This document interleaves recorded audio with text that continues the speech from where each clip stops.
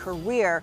And along with that career, a long list of legal troubles. Most notably, you'll remember the assault on then-girlfriend Rihanna. This new release of this new documentary called Chris Brown, A History of Violence coincides with Domestic Violence Awareness Month. Joining us right now is... Questions, things. For the young ladies, I mean, what's up, man? You got a girl or what? Nah, I'm keeping my options open, so y'all be checking for me, you know what I'm saying?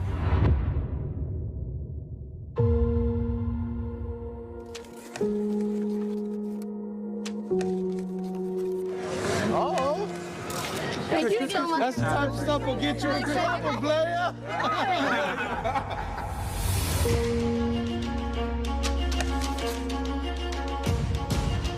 Chris Brown is the name. Get used to that right there. Chris Brown's an amazing and talented musician, but let's call a thing a thing. He's an abuser of women, consistently, unapologetically.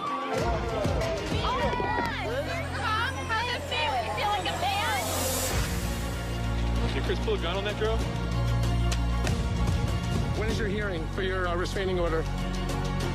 There's a long list of various different women Being pretty upset. Are you sure you don't really call victims advocates, have them come talk to you? who've accused Chris Brown of assaulting them. Singer Chris Brown has been detained in an alleged case of rape. He has an audience full of assault deniers.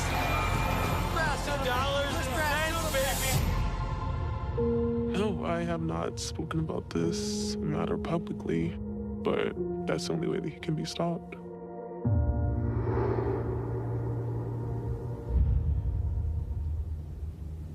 It is so important to point out this is an issue that affects women at every single socioeconomic level, and it is so important that we talk about that. And as we do get into this conversation this morning, if there's anyone watching who is struggling or who is caught in a situation where you are being abused, please listen to this and please know you don't have to suffer alone. Joining us for this conversation this morning is trauma specialist Sherry Botwin, who has served as an expert trauma witness in several high-profile cases, including R. Kelly. We also have sex crimes and criminal defense attorney Eric Faddis, whose firm's TikTok video about Chris Brown actually made it into that documentary. Sherry and Eric, thank you so much for joining us for this very important conversation this morning. Good morning to you both. Good to be with you. Good morning. Sherry, I want to start with you. You've been counseling survivors in recovery from abuse for over 28 years. You have books on helping survivors thrive after trauma. It is a long road to recovery. We are seeing more and more victims now coming forward, speaking out about their past assaults. Although this documentary focuses on Chris Brown's prior legal problems, how does this impact his past victims or any past victims who may be watching this? And will it have an effect on his reputation? The impact, I think, is enormous. There are so many victims out here, I believe, that are watching these type of documentaries and going, oh my gosh, that's what happened to me. Or thinking, I'm not the only one. Or now maybe watching these documentaries and saying, people are finally starting to listen. So I think it's empowering for victims. I think it's probably really triggering as well, but I know there are victims out here who have been silent, some of them maybe for years. And this documentary, I think, will help more people come forward. In terms of his reputation, I'm not really sure how he has stayed in the spotlight and not been held more accountable. There are so many different complaints against him. I think the difference is now we're at a crossing point in our society. We're really starting to listen to survivors. And now we have a whole documentary talking about one of the victims. There's many other stories that involved him.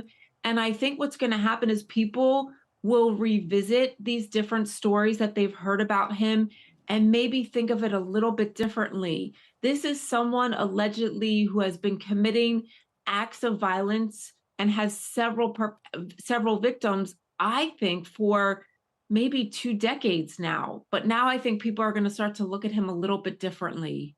Eric, I'd like to ask you about the Jane Doe featured in this documentary. She had initially brought forth allegations in a 2022 lawsuit that was dismissed by a judge in the same year, citing lack of prosecution. An attorney for Brown said the claims were entirely fabricated. If you could, walk us through her accusations, and do you think she's going to receive any kind of justice with the help of this documentary? Sure. Well, this was just one of the many domestic violence accusations that are highlighted in the documentary against Chris Brown.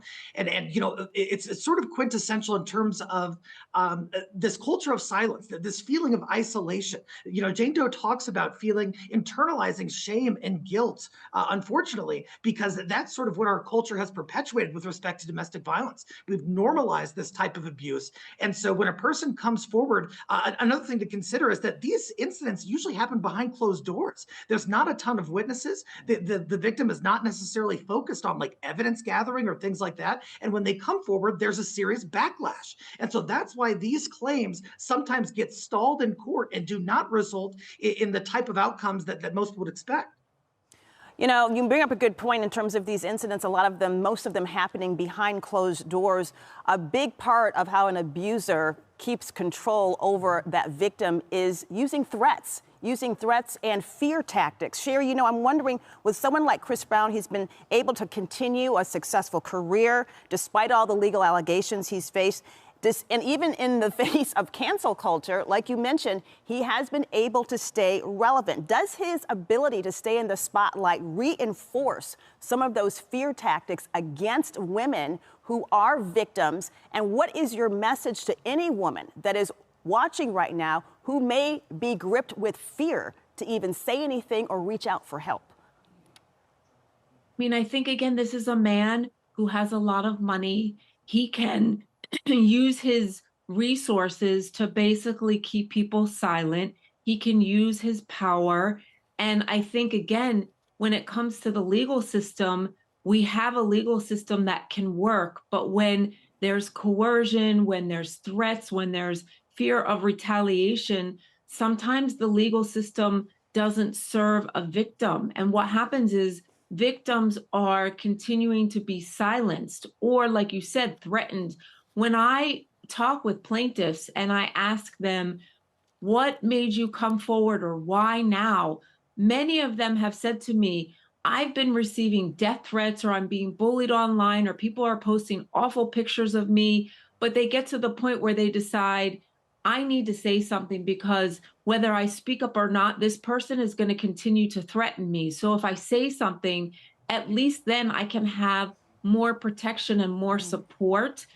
In terms of the women out here, and again, this happens to men too, what I would say to you is if you're sitting there watching that documentary, whether you're a victim of Chris Brown or a victim of somebody else, if you're sitting there feeling like you can identify with what you're hearing, if you're starting to come to terms with Me Too, what I say is get help, reach out to a therapist, reach out to someone at your local police department, reach out to an attorney, find out what your rights are.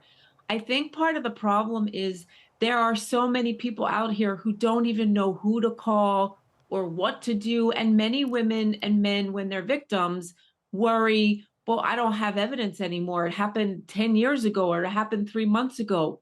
It doesn't matter. The evidence is that you know what happened, you know the truth, and you know the impact of what happened to you because look at what you've been struggling with since this happened.